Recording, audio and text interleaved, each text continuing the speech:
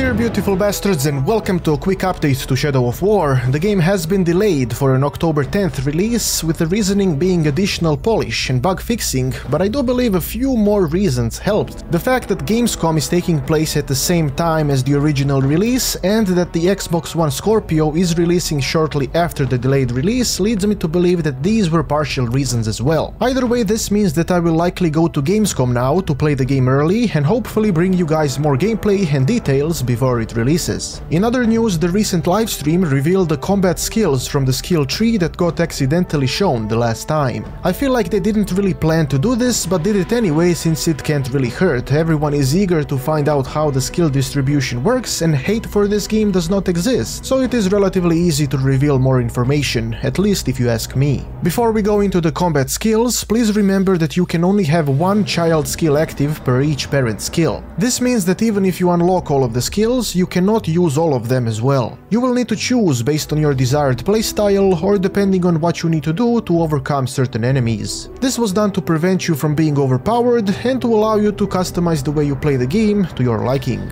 The first combat skill is Execution, which upon reaching the max amount of might allows you to execute the enemies. This is also something new in the game. The might bar now represents executions instead of the hit counter. The counter still exists, but this has been added as a way to manage executions from now on. The first child skill is Grim Resolve, which gives you might every time someone damages you in combat.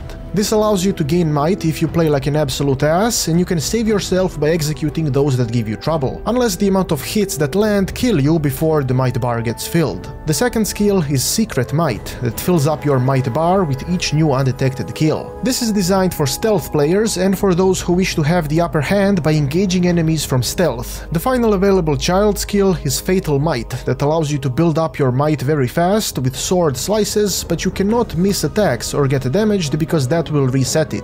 Basically, the goal is to perform a combination of attacks, fill up the might very quickly, and use the execution before you get hit. Designed for fast and skilled players eager of violence. The next skill is the Perfect Counter, that allows you to perform different actions in case you time your counter right. With no child skills, your Perfect Counter will just knock enemies down, but if you upgrade it with the Rain of Arrows, you will get an additional elf shot. If you go with Might Reversal, you get might with each Perfect Counter. The final one, called Fatal Counter, lets you execute enemy grunts as soon as the counter happens. This cannot be done against captains or beasts, but it is a very effective way of getting rid of enemies, if you are able to press a button at the right time. Pressing the buttons correctly will be reasonably important in Shadow of War, so button mashing doesn't seem the way to go anymore, unless you want to die like a bitch constantly. Next set of skills relates to the Critical Strike, which allows you to output extra damage during certain hits. The first child skill is Reprisal, which lets you have more critical hits as your health gets lower. Unstoppable increases your critical strike chance once your hit streak goes above 30, and finally Elven Precision, that requires pressing a button correctly for a greater chance to critically strike.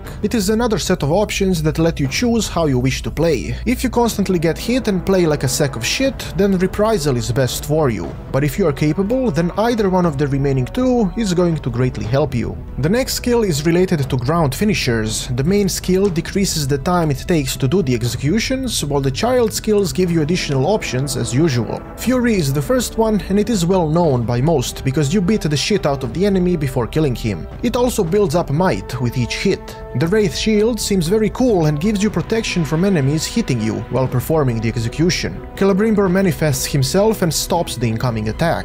The third one is Ground Drain, that lets you drain the enemy instead of killing them. Not only that, but Drain now replenishes your health in addition to making the enemy friendly, so by using this ability you can very quickly get a lot of friendlies in battle. The next skill is my favorite one, the Brutal Aggression, that lets you double charge the might and do a special type of execution which will create terror on the battlefield. One is the Wraith Execution, that lets Celebrimbor dash around and execute enemies with no effort whatsoever, and the second one is Ceaseless Might. This skill lets you keep a portion of your might when using abilities that require it. Normally, every time you use a skill that needs might, it will use all of it, but with this skill that will not be the case. Wraith Execution is something we've seen before, and it definitely seems very powerful and convenient, because you can actually start a battle with this, if you have saved up your might. Getting rid of potentially unstable enemies first is a good way to avoid dying. The final skill relates to the last chance ability. The main skill allows you to instantly kill the enemy with a perfect last chance, and it doesn't apply to captains, grogs or drakes. The first child skill is called Adamant, and it gives you an additional last chance attempt. The game will display the amount of last chances that you have, and please keep in mind that some enemies will have a trait that will not let you have any last chances with them. So if they lower your health to 0, you will immediately die. The second child skill here is the Vengeful Drain, that lets you turn your attacker on your side, and it also brings back all of your health. The final one is called Burst of Might, and as you might imagine, it fills up your might and lets you immediately use might on the enemies around you. Timing perfect last chances isn't gonna be easy, so the choice you make here probably won't matter if you play like shit,